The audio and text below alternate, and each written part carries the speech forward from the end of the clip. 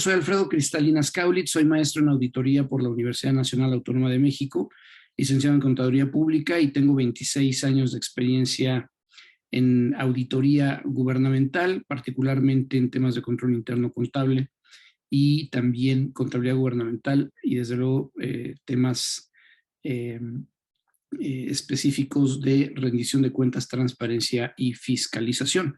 Y justamente me gustaría empezar por ahí, si les parece bien. Acuérdense que estos webinars, más que un ejercicio de oratoria, es que ustedes también puedan ventilar algunas dudas, inquietudes e incluso casos que puedan tener alrededor del tema, dado que en la plataforma Moodle se han dispuesto ya materiales que pueden ustedes acceder, descargar, verificar e incluso, si no mal recuerdo, César, corrígeme, hay una encuesta muy larga que tiene que ver con el uso de las plataformas digitales y sobre todo la protección de datos, que es una réplica que diseñamos la ocasión anterior para un ejercicio similar a este, para ser más conscientes de lo que trabajamos en el día a día con nuestros datos, ¿no? La forma en que nosotros mismos hacemos entrega de la información, a veces sin tomar en cuenta lo arriesgado que puede ser esto más adelante. Si les parece bien, vamos a iniciar. Dividiría el ejercicio de webinars en dos. Son 4 unidades. La unidad 1 y 2 la veremos hoy. La unidad 3 y 4 la estaremos viendo la siguiente semana, de tal suerte que hoy iniciaremos con el derecho de acceso a la información pública y la semana que entra la protección de datos personales. Agradezco también la flexibilidad de haber podido prorrogar este primer webinar de miércoles a jueves, dado que se me presentó un compromiso por un tema de atestiguamiento y tuve que cumplir. La siguiente semana sin problema estaremos aquí el miércoles desde las 6 de la tarde, igual que el día de hoy, para un ejercicio similar. Entonces vamos a empezar. Voy a hacer uso de algunos apoyos visuales, sin que signifique que nos tenemos necesariamente que ceñir o constreñir a esto. Si hubiera algo que ustedes quieran comentar, pues con todo gusto me interesaría mucho saber de qué van estos temas. ¿Les parece bien? Bueno, quiero empezar recogiendo una frase de un buen amigo. Yo no sé si es de él, pero a él se la escuché y me parece muy clarificadora del tema de la transparencia. La transparencia, dice Luis Emilio Jiménez Cacho, a quien conocí en el Instituto Nacional Electoral, era el responsable de la transparencia del INE. Ya se podrán imaginar la cantidad de información que le era solicitada al Instituto Nacional Electoral, desde la entrega de recursos a partidos políticos, los recursos aplicados para la instalación de casillas, de la tinta indeleble, un montón de cosas. Información de los servidores públicos también.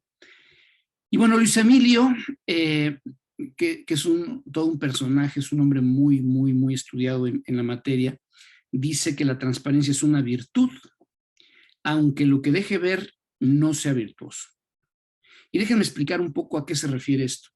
Desde hace muchos años, quienes son jóvenes de corazón como un servidor, se acordarán que justamente el 1 de noviembre, antes, ahora 1 de diciembre, era considerado el Día del Presidente, un ejercicio de la alegoría a una sola persona que magnificaba los logros de gobierno a través de un informe larguísimo, muy político, poco técnico y que tiene que ver propiamente con un discurso político y después electorero, ¿no?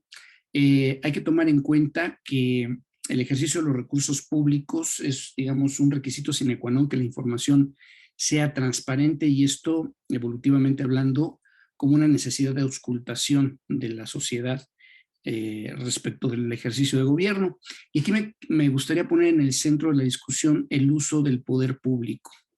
El ejercicio del poder público es una herramienta poderosísima que en nuestro diseño político administrativo lo hemos distribuido de tal suerte que no colocamos todo el poder en una sola persona, en una sola figura jurídica. Si tenemos el poder ejecutivo, legislativo y judicial en los 3 órdenes de gobierno, y al mismo tiempo tenemos órganos autónomos que generan un equilibrio, aunque a veces a los gobiernos no les gusten esos equilibrios. Regreso a la alegoría de 1988, perdónenme, de 1968, y ustedes recordarán, o al menos habrán leído, esta situación tan penosa, tan compleja socialmente hablando, que fue el movimiento estudiantil de 1968, cuya situación crítica y trágica desembocó en una acción del ejército algunos dicen encubiertos, otros dicen en franca posición de defensa de no sé qué. En 1968 hay un operativo en la plaza de Tlatelolco donde hay desaparecidos, hay muertos, y lo curioso es que hasta el día de hoy, y será muy difícil recrear esas cifras, no tenemos a ciencia cierta un número exacto de las personas desaparecidas, de las personas muertas, ni de qué fue lo que lo provocó. Evidentemente estamos hablando de más de 50 años, 53 años para ser exactos, donde generar ese proceso de recreación sería complicado, muy complicado. Pasemos ahora a 1976-1982, donde se nos había prometido abundancia, que se administraría la abundancia, y la realidad nos llevó a una situación casi telenovelesca, donde el presidente José López Portillo lloró porque nos habían saqueado, pero nunca más nos iban a volver a saquear, y que él defendería el peso como un perro. Por eso se le llamó también el perro de los pinos, ¿no? Aquí, sin ánimo y verdaderamente nada más como una situación de provocación académica y no más allá de eso, sí quisiera mencionar que la transparencia pues era definitivamente impensable. La, digamos, política que privaba en ese momento con relación a los datos era que la información que le convenía al gobierno era, que no le convenía al gobierno era reservada, y la que le convenía al gobierno también era reservada. Es decir, todo se manejaba con un uso discrecional. Y bueno, pues digamos que luchas sociales, y no nada más en México, sino alrededor del mundo, hicieron que esto fuera avanzando en un sentido distinto, que es más próximo a lo que ustedes hoy conocen, pero no fue una concesión gratuita. Es decir, los políticos no cedieron graciosamente a este tipo de demandas sociales, dado que la transparencia, me gustaría así plantear, es un ejercicio entre gobierno y gobernados, ¿no? La protección de datos personales sí involucra a los particulares, pero la transparencia, particularmente de aquella información en manos de los entes públicos, pues hoy por hoy primigeniamente es pública, aunque eso no necesariamente se haga valer. ¿Qué pasaba con los medios de comunicación entre el 68 y más o menos principios del siglo XXI, es decir, 2000? Pues los medios de comunicación estaban cooptados.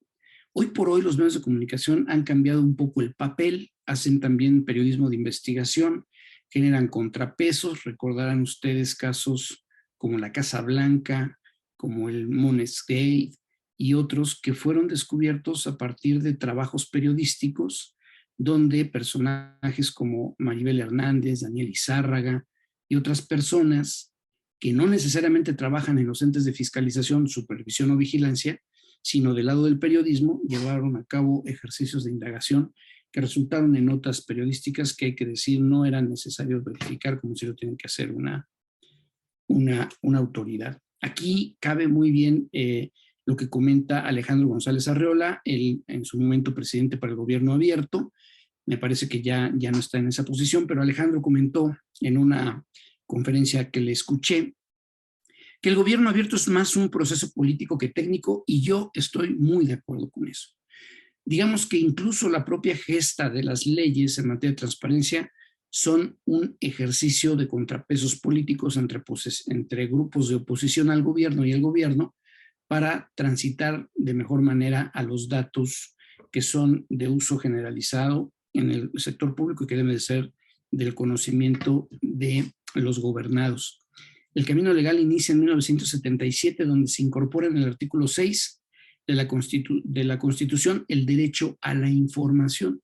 1977, pero fíjense, hasta 1992 es que se emite la Ley Federal de Transparencia y Acceso a la Información Pública Gubernamental.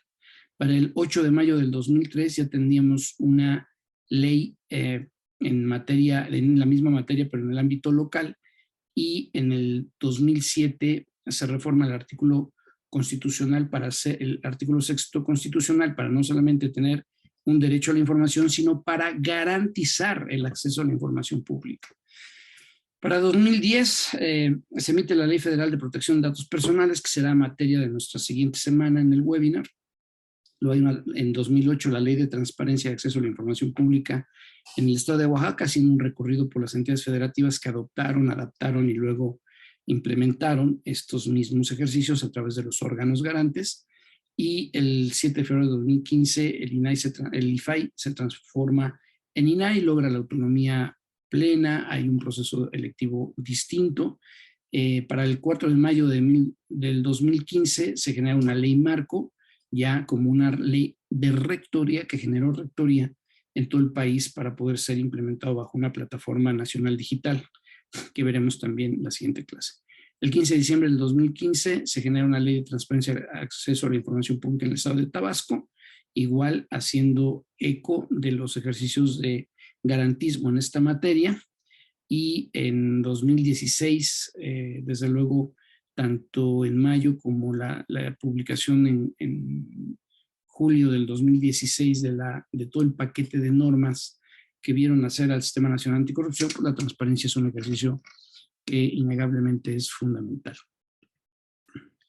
Ya les decía, las entidades federativas, en algunos casos, hay que reconocer, estaban incluso más avanzadas que la federación en esa materia. Igual que el tema de la contabilidad gubernamental, cuando entra el proceso de armonización contable en 2008, existían entidades federativas como Querétaro y Guanajuato que iban más adelantados que la federación en algunas materias. Sin embargo, había necesidad de generar un marco general en todo el país y de ahí que hubiera necesidad también de hacer esos sacrificios, de abandonar un poco esos avances para establecerse en un marco de regulación más o menos homologada. Y lo mismo sucedió en materia de transparencia. En materia de transparencia hubo que generar esa rectoría nacional, donde los gobiernos o los, como le llaman los internacionalistas, los niveles subnacionales, pues adaptaron y adoptaron, primero adoptaron y luego adaptaron sus disposiciones a un régimen garantista nacional de acceso a la información y protección de datos personales. ¿Qué dice la Constitución? Bueno, más bien la Ley de Transparencia y Acceso a la Información dice que la ley es de orden público, pero si me lo permiten, quisiera ir un poquito más adelante con relación al derecho a la información pública. Primero, la información pública es toda aquella que está en manos del Estado y el principio general es que es pública, ¿sí? Es decir, evidentemente ustedes me dirán, sí, maestro, pero hay también algunas leyes que establecen la confidencialidad, como es la fiscal, ¿no? Desde luego, y hay que respetarla. Sin embargo, pareciera ser en algunos casos que el ejercicio de clasificación documental y archivística transita bajo una figura un poco a la inversa, ¿no? De primero ver cuál información afecta y luego encontrar la prueba de daño para hacerla reservada. Y en realidad tendría que ser al revés. Primero tendríamos que establecer de entrada que toda la información es pública. Y desde luego avanzar poco a poco desde el aspecto archivístico, porque no sé si aquí haya personas que tengan también como responsabilidad, personas servidoras públicas que tengan como responsabilidad clasificar los documentos y los archivos que generan si es que son personas servidoras públicas.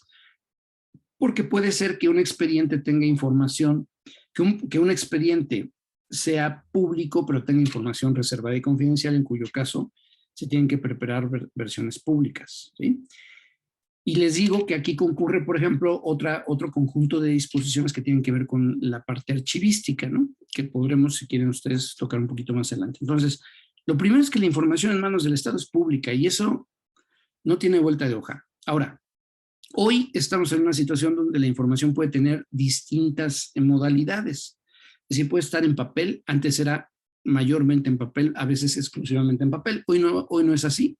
Hoy es lo que está en papel, lo que esté en medios magnéticos, lo que esté en fonogramas, lo que esté en video, lo que esté en imágenes satelitales. Por ejemplo, el INEGI adquiere imágenes satelitales y los comparte con servicios a la comercialización agropecuaria, ACERCA se llama, para poder darle seguimiento a los procesos de cultivo. Y aquí lo importante es tener identificadas las fuentes de información, ¿no? Dice, en cualquier modalidad en que esa se encuentre, en cualquier forma, y desde luego siempre debe privar el principio de máxima publicidad. Un aspecto importante, y a veces aquí genera un poco de confusión, es que es gratuita. Nada más que de repente ustedes piden información y si excede cierto número de páginas, pues resulta que ya les piden que paguen cada copia, ¿sí? O si va a ser en un medio electrónico, les piden que paguen el medio en el cual se va a poner. Pero en realidad lo que se está cobrando, ojo, no es la información, sino es el vehículo a través del cual se les va a hacer llegar.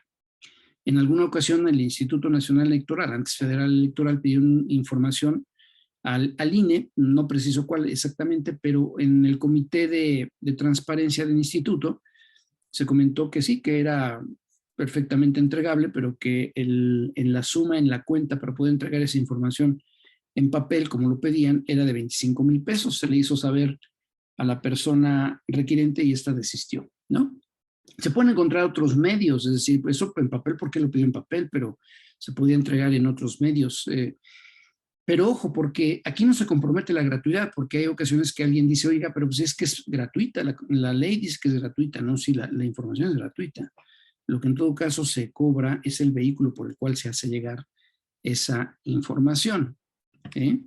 Hablemos de datos abiertos, porque ustedes saben, la información es tal cuando genera un estado de lógica a partir de un conjunto de datos. Es decir, hay una, y más hoy por hoy, ustedes entenderán, tanto en el gobierno como en los entes financieros, entes económicos, pues el uso de las tecnologías de la información y el manejo de datos, pues es hoy por hoy de todos los días, ¿sí?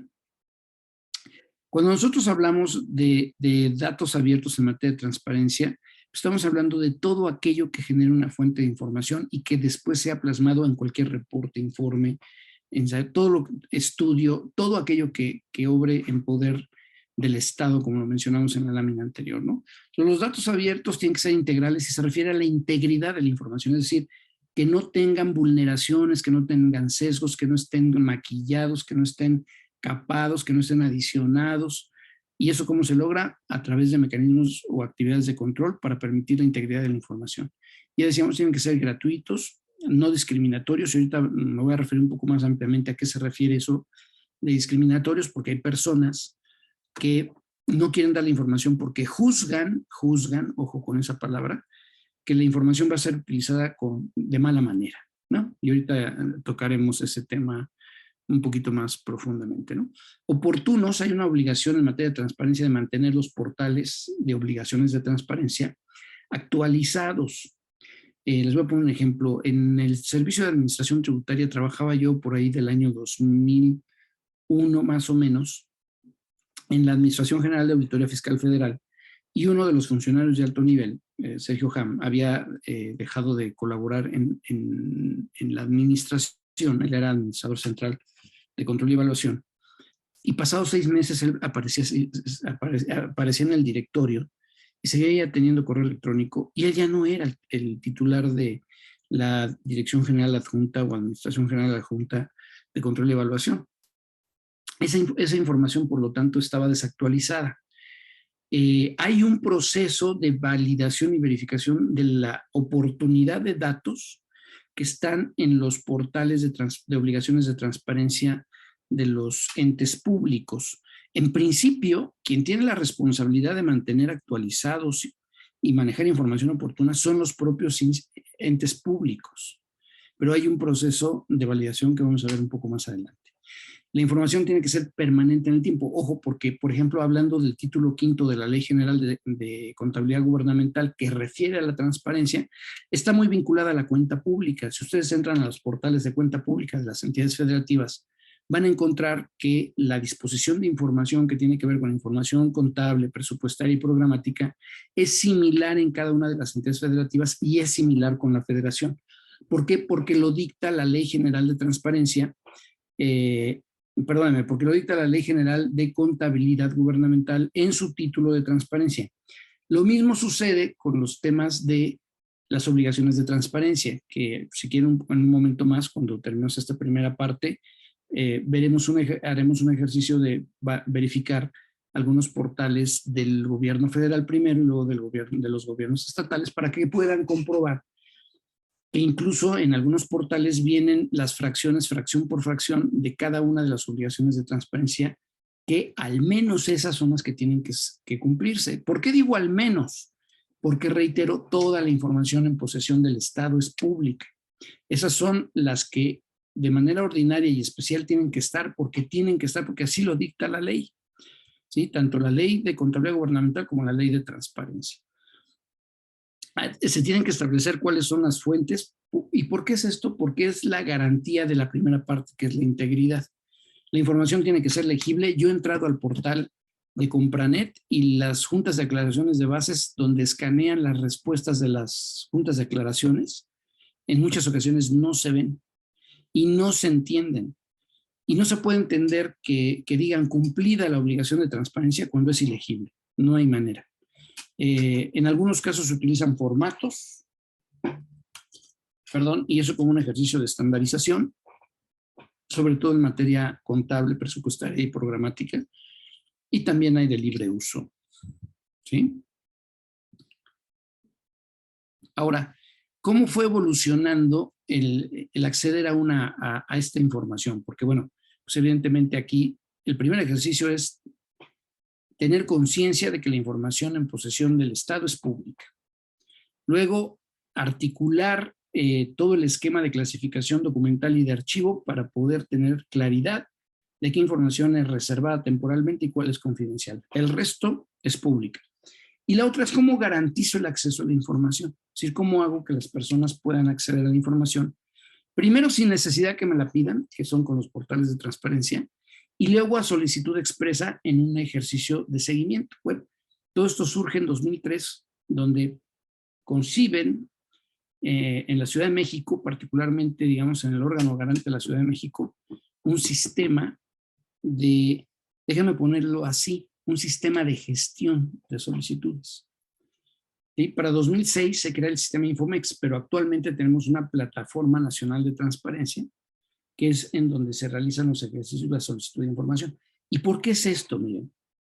Aquí apenas en la calle acaban de pavimentar o reencarpetar la calle, ¿no?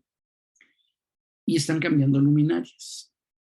Aquí en la alcaldía Tlalpan, aquí en mi colonia, Prado 4. Pero en ese ejercicio rompen una tubería. Digo, no deliberadamente, el peso de las máquinas, una red de agua potable muy vieja, y se hace un socavón. Entonces, lo primero que uno debe de entender es que en la distribución de competencias de gobierno, y si uno como ciudadano se quiere informar un poquito, pues tiene que ver qué le corresponde a la alcaldía, qué le corresponde al gobierno central, y aquí no, pero qué le podría llegar a corresponder al gobierno federal.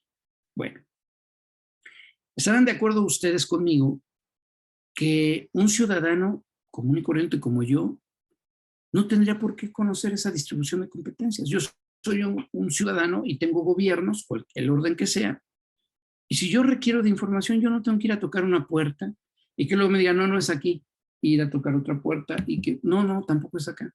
Regrese a donde había ido ayer e ir a tocar otra puerta. No. Lo que busca, y eso es para mí muy válido, muy valioso, es que, digo, independientemente de quién sea el dueño de la información, si yo pienso que es, por ejemplo, no sé, voy a decir una barbaridad, ¿no? Comunicaciones y transportes, pues yo en principio digo, bueno, eso es de comunicaciones y transportes, de la información suficiente como para que un comité técnico de la Secretaría de Comunicaciones y Transportes diga si es de nosotros o no es de nosotros. Sin embargo, le toca a fulanito de tal. ¿Sí? Eso pasa también mucho, digo, primero en servicios, entre alcaldías o municipalidades, gobiernos locales y gobiernos federales, pero también pasa en jurisdicciones como, por ejemplo, electorales, ¿no? Hay algún tema electoral, no saben si acudir al INE o al órgano electoral local o a la junta local del INE en tal entidad. Y en realidad, déjenme decir, yo creo que la ciudadanía no tendría por qué, habrá quien disienta y le escucharía, no tendría por qué entender esas cosas cuando hay un Estado de Derecho para todos. Es como un gran paraguas, ¿no? Que me tendría que cobijar y ya hacer una distribución por goteo de a dónde tiene que ir cada una de esta información. La otra parte, digo, dado que evidentemente hemos hablado de información pública y aquí nada más como un pequeño cáliz para la siguiente semana, es que la contraparte del tema de transparencia tiene que ver primero con el acceso a la información y luego con la protección de datos personales, ¿sí? Y lo traigo a colación porque hay por ahí unas laminitas que no sé si dé tiempo hoy comentar y poder discutir, que tiene que ver con el Toalla Gate de Fox y con los vestidos de Martita. Y decían que no daban la información de los vestidos de las tallas de Martita porque las tallas de la primera dama pues eran datos personales, ¿no? Pero vamos a ver a qué se refieren los datos personales. Primero son un conjunto de información que identifica a una persona, que le genera identidad. Entre ellas las características físicas, la huella digital y el ADN. La patrimonial y financiera. En realidad, los datos personales se dividen en dos grandes vertientes: los datos sensibles y los patrimoniales financieros. Las características físicas, huella digital y ADN son sensibles, datos sensibles. Domicilio, teléfono, email, patrimonio y, en su caso, información sobre sus finanzas corresponden a los datos patrimoniales y financieros. La vida afectiva, familiar, el origen étnico, la ideología, opciones políticas, son datos sensibles, ¿sí? Y esos no es que requieren una atención especial, pero son igualmente manejables, administrables, ¿no? Pero en este caso, en esta gran vertiente de protección de datos personales, sí se involucran particulares, porque sus datos los tiene su empresa de telefonía celular. Si tienen telefonía fija. La CFE, que es una empresa productiva del Estado. Si ustedes compran en línea, ya sea en Amazon o Mercado Libre o eBay o las que quieran, todas esas compañías tienen información de ustedes porque ustedes se la dieron, ¿sí? Digo, ya hoy hay otros recursos como proteger cierta información, etcétera, pero lo vamos a ver la siguiente semana. ¿Cuántas veces leen con cuidado su acuerdo de protección de datos personales? Ya veremos más adelante. Y en el caso de los datos personales, pues evidentemente hay un ejercicio de lo que se llaman los derechos a ARCO, que es el acceso, la rectificación, la oposición y la cancelación. Digo, esto lo vamos a ver la siguiente semana, aquí nada más es, digamos, una parte introductoria. El acceso es que si una empresa tiene información mía, yo quiero, cada vez que yo necesite, quiero acceder a ellos, ¿sí? La rectificación es que si yo tengo un dato, está inexacto o incompleto, solicite su rectificación. La oposición es que si están utilizando un dato que fue obtenido sin mi consentimiento, me oponga a que a que lo tengan o incluso sea algo público, ¿no? O la cancelación en el caso de que no se ajuste a las disposiciones, incluso que no se ajuste al acuerdo de posesión de datos personales de parte de terceros. Ahora, les decía que en la plataforma hay un cuestionario que me gustaría que ustedes pudieran contestar antes de la semana, de nuestra próxima cita, que es la semana que entra, porque ustedes se van a dar cuenta ahí de lo vulnerables que somos. Yo mismo, me considero una persona muy cuidadosa con sus datos, salí mal evaluado porque, pues sí, por ejemplo, no acostumbro cambiar con mucha frecuencia mis claves y además repito mis claves en distintos portales y eso puede ser verdaderamente vulnerable, ¿no? Pero fíjense, quisiera entrar aquí a las paradojas de la transparencia y antes de pasar a un siguiente tema, conversar un poco más con ustedes ya en un diálogo abierto. Primero, las personas servidoras públicas ven las actividades de transparencia como un trabajo extra, similar a lo que muchas veces sucede en las implementaciones de los sistemas de gestión de calidad. Y sí, evidentemente es cierto, pero también es cierto que están obligados a cumplir las disposiciones de transparencia, están obligados a cumplir con las obligaciones de clasificación y archivo y aunque lo vean como un trabajo adicional, tienen que capacitarse para hacerlo bien.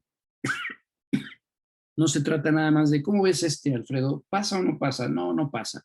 Confidencial.